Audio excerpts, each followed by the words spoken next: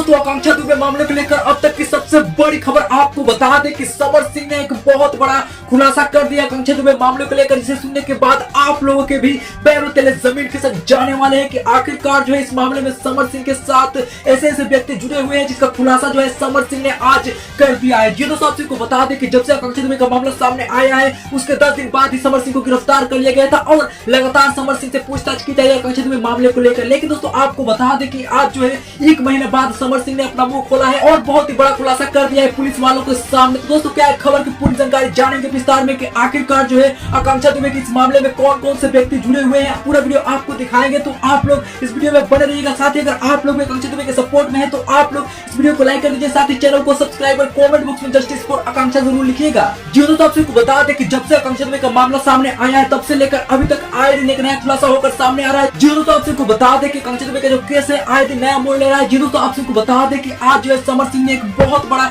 खुलासा करते हुए बताया है कि आकांक्षा दुबे मामले में मैं ही नहीं, मेरे साथ और कई लोग जुड़े हुए हैं और इसी वजह से जो है हम लोगों ने इस मामले को इतना आसानी से खत्म कर दिया।